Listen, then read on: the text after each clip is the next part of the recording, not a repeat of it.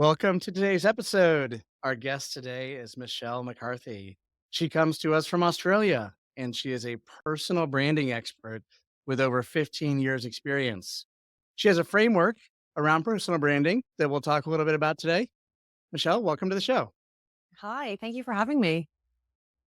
We appreciate it. So, thank you for making time to talk to us from beautiful Australia. Tell us a Thank little you. bit about personal branding and what you've been doing with that. Yeah, so personal branding is, I suppose it's obvious by the name, or some people think it is branding yourself personally, getting to know yourself. But I think the biggest shift for me came when I started taking it seriously and really delving into what it means, but in particular what it meant to me. I'd worked designing logos and working with brands for the best part of 15 years. I knew how to build a brand strategy. I knew what it took to create a brand identity suite. But when it came to doing it for myself, I found it very difficult. I couldn't figure out how I was able to talk about branding in like a meeting Google executives. But when it came to launching my own personal brand, I couldn't do it with any success. And I kept wondering why I found it so hard. I should know this stuff. But after some sitting with it for a while, I realized that the answer was really painfully obvious. I had forgotten the person in personal brand.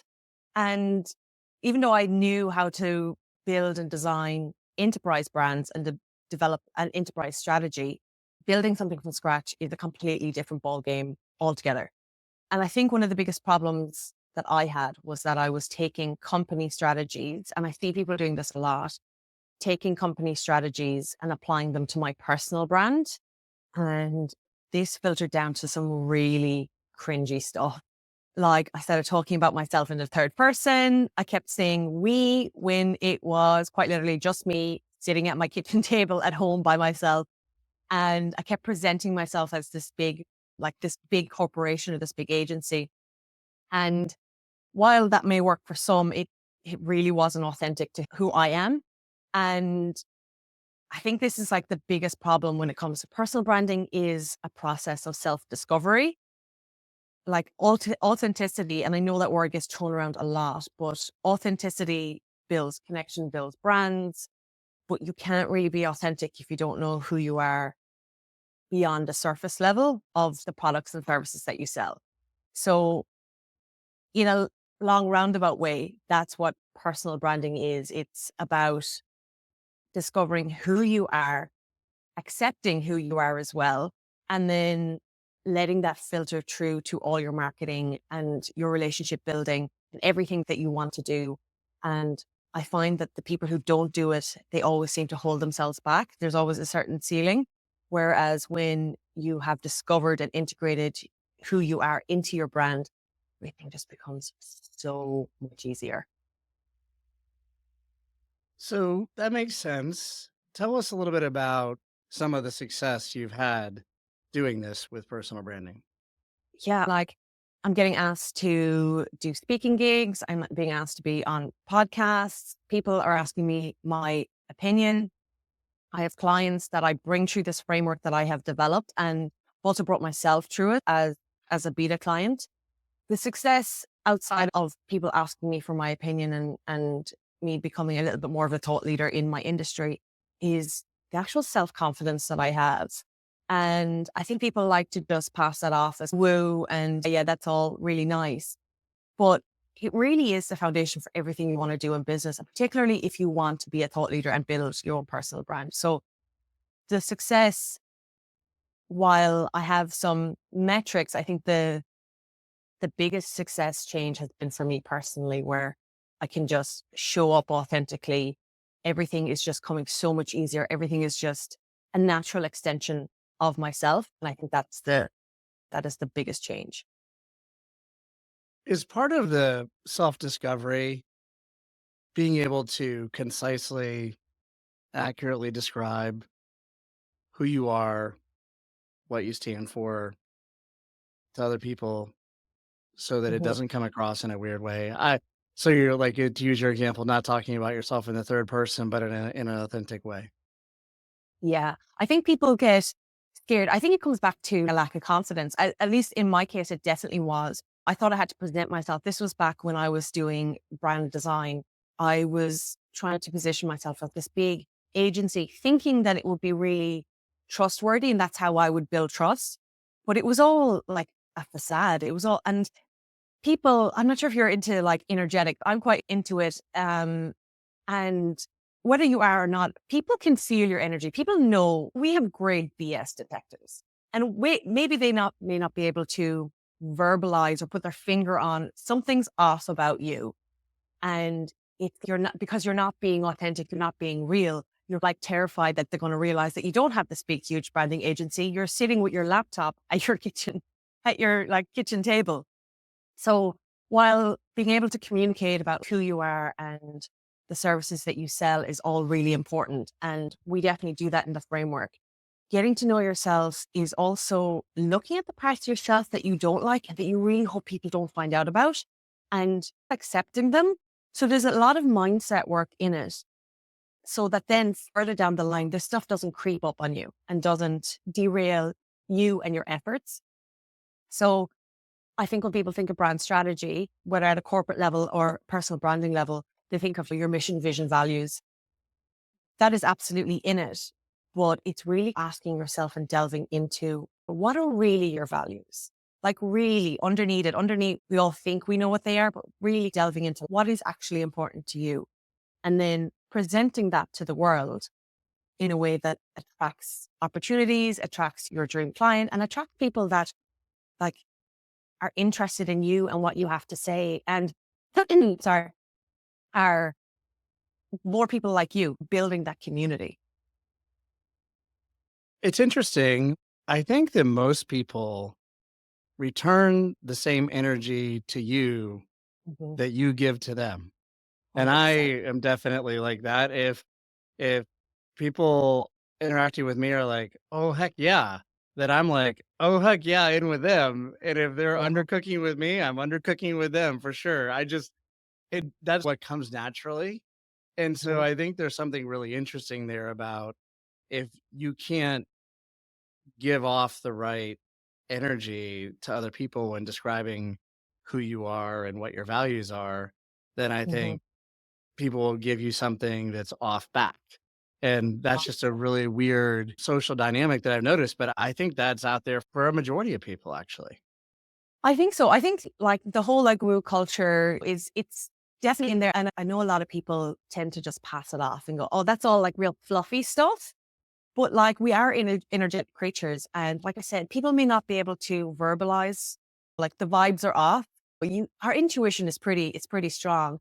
It's if you go to buy a car and the salesperson is really pushy, you're like, what's wrong with the car? Why do you want to sell this? And it's like that in all our marketing or even just like interpersonal relationships. If someone's being really pushy or being a bit off, or you feel like they're lying, you're not going to hand over your hard earned cash to them. You're not going to invite them into your world.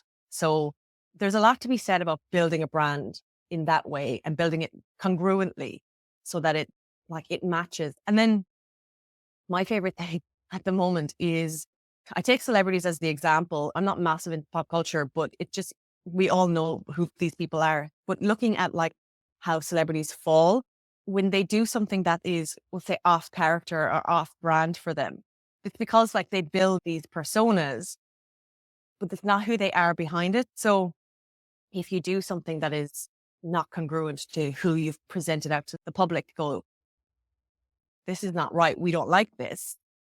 Whereas if you were always, we'll just say like a bad boy, you cursed, you drank, you did, or whatever, like these rock and roll people, when they do things outrageous, we go, huh, okay, he's at it again kind of thing. Whereas someone who was like a Disney child and got brought up in that kind of way and present themselves as, oh, I'm such like a good boy or a good girl. When they do stuff like that, we're like, oh, shocked, even if the scenario is the same. It's a really like basic example, but I think you can bring it back to yourself as well and be like, you're afraid that someone's going to find out this about you and you don't want to show up online. But if you just own it and just be like, this is who I am, then like people just tend to accept it rather than you trying to skate around the topic.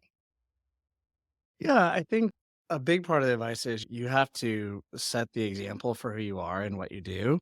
You can't really pretend to be somebody else because you can't really do that in the Mhm. long run. Anybody can pretend for a short period of time, couple weeks, maybe even a month or 2, but beyond that, I think it's pretty hard to pretend that you're someone different. Yeah. And if you set the example of who you are, that's the best way to find the right connections with other people. I've worked with some CEOs, for example, who said, if we're hiring marketing people and they don't even have a good LinkedIn profile, then we're not going to hire them because this is the best they're ever going to be is their LinkedIn profile. And so if they don't even have a picture on their LinkedIn profile, they didn't even bother to put a cover image up there. And this goes Yeah. to what a lot of HR people say, if you make a typo on your resume, that sort of represents like that you don't have an attention to detail. And it goes Mhm. through all the things that people do.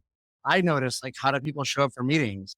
I show up for meetings sometimes and people are wearing like a hoodie and look like they're hungover from the night before. And maybe they are, but okay, that's who they are. That's fine. But everything that you do should Mhm. take your brand forward. And I think a lot of people don't necessarily think about it that way. They just think about what is my picture on Instagram? And it's really a lot more than that. Yeah, exactly. It is. And so much more just on the whole hiring thing.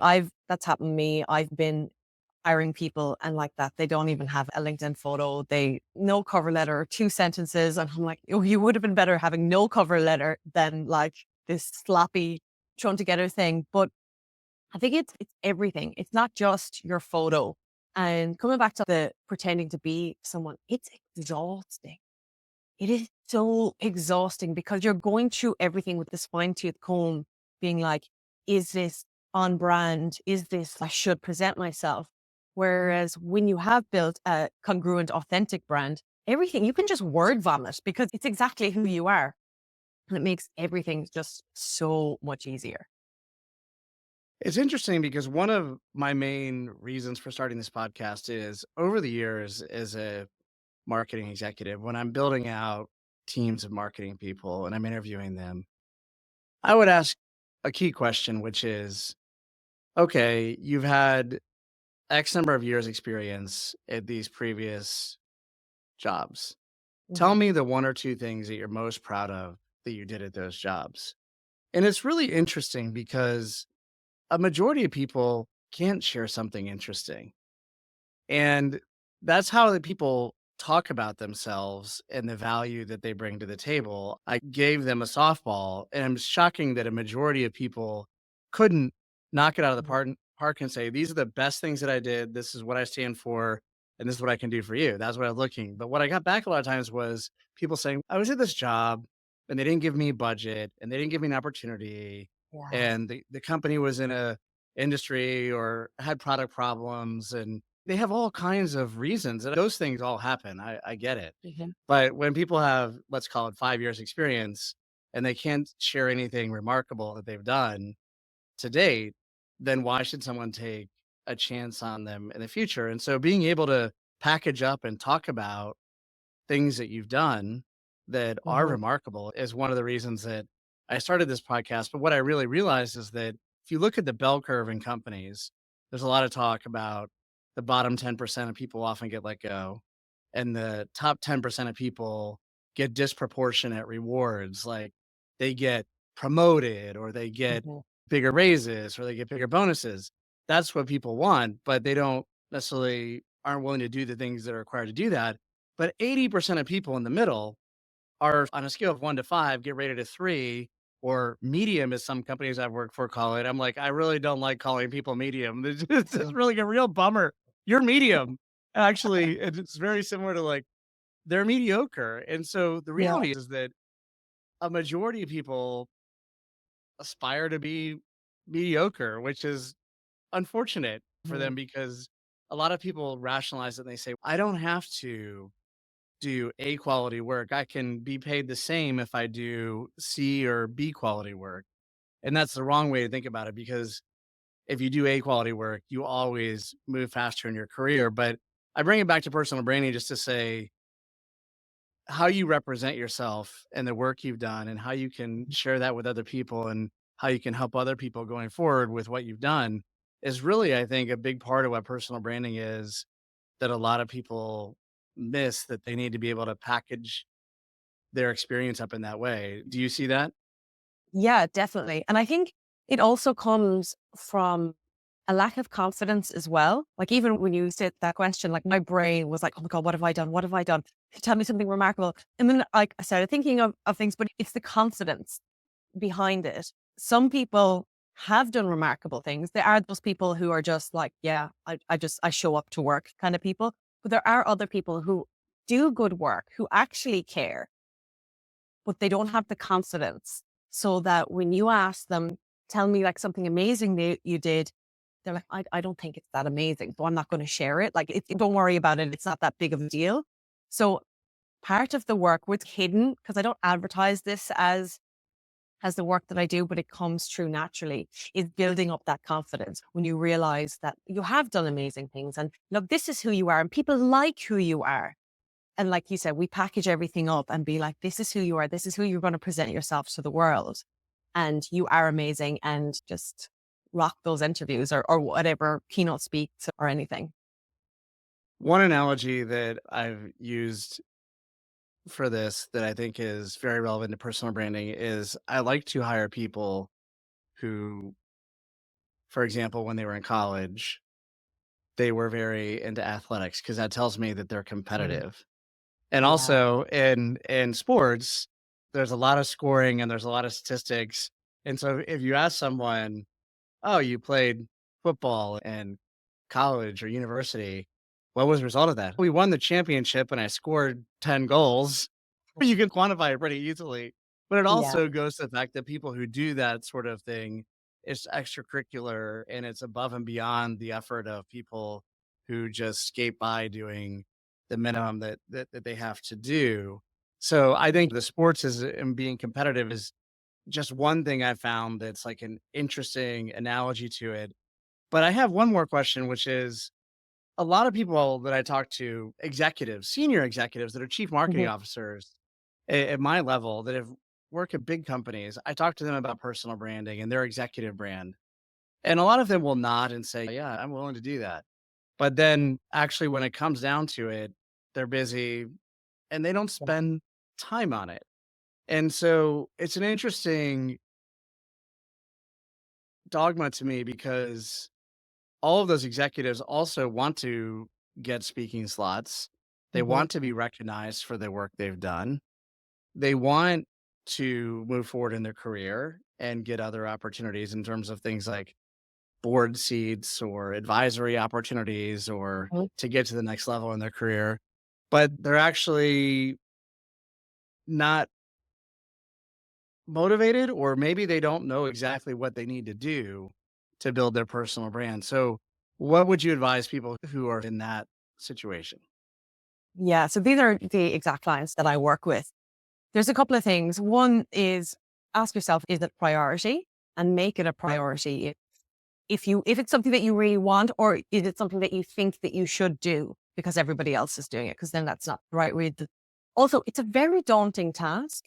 And what I would say to those people is it's really, even especially those that are in marketing, it is really hard to do what you do for either your business, the business you work for, or your clients, to do for them what you do to do for yourself what you do for them.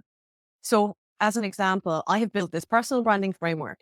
I can't bring myself through it. I had to ask my business coach, here's something I have developed, but I need you to bring me through it because I can't do it myself. You need someone to coach you, hold you accountable, and create that container and that space. So I think accountability is really important. And like I said, it's very daunting, especially it brings up all this different stuff. It can bring up a lot of mindset stuff, and we can just tend to put it on the back burner and just kick it down the road and be like, yeah, I'll do that later. I'll do that later. And it just sits there and it makes everything else a lot more difficult. So what I would say to them is make it a priority. Really sit down, see what your values are and what your big audacious goals are. This is what like module one of my framework is. We sit down, figure out what your big, massive, audacious goals are and who you are and where you are now. Because if you don't know where you want to go, obviously it sounds cliche, but if you don't know where you want to go, like you're not going to get there. So that's what I would do. I would make it a priority, figure out what your big, huge, audacious goal is, find someone to hold you accountable, and then just start doing it. However small, just start chipping away at it. Do you think the hardest part is the self-discovery, or is it making time to do it, or is it knowing what things to do that'll Mm. have an impact? I think the knowing what to do is because I don't think a lot of people don't realize that self discovery is in there. So that is a real daunting task. But a lot of people, I think, just when they think of personal branding, we think of corporate branding, but for a person, when it's not, people think of websites and logos and just presenting yourself into the world and creating your pitch, where it's a lot more like surface, like what's the word I'm looking for? Deeper level than that. That's all the fun stuff we get to do afterwards.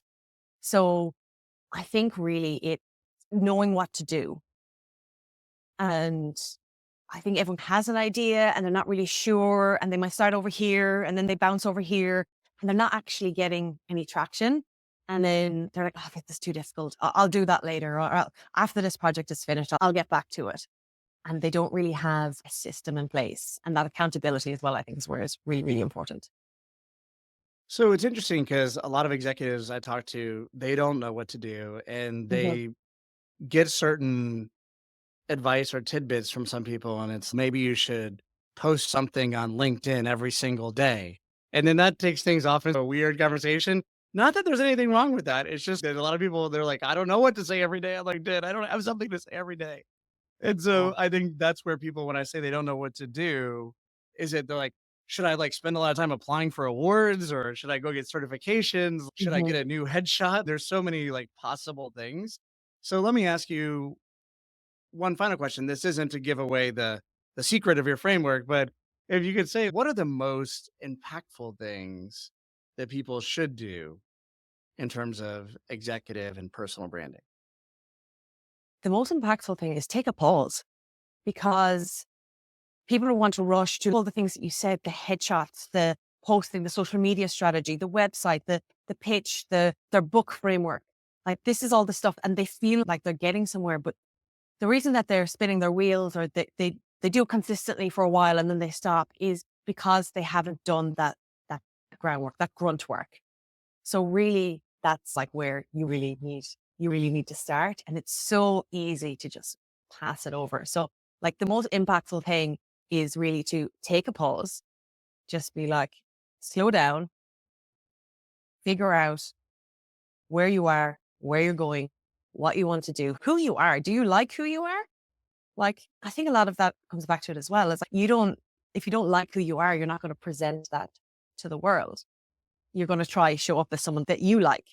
And then there just becomes this kind of like inconsistency, this weird knotted thing. So yeah, I think take a pause, do some inner work and figure out everything about yourself or not everything. Figure out who you are at a core level, where you want to go, what your big goals are, why you want all this stuff. And then do all the fun stuff, which is all the headshots and the website and whatever it is for you, the makeover. All the tactical stuff. Yeah. Yeah. Yeah. Yeah. Yeah. All right. Thank you for spending time with us today. I would encourage everyone listening to share this episode with your friends. People need to know how to think about personal branding in these ways. Please rate, review, and subscribe so that we can have great guests on the podcast. And thank you for spending time with us today. Thank you for sharing these insights. We're going to link to your information. So anyone listening who wants to connect with you, get a consultation, and have a look at your framework,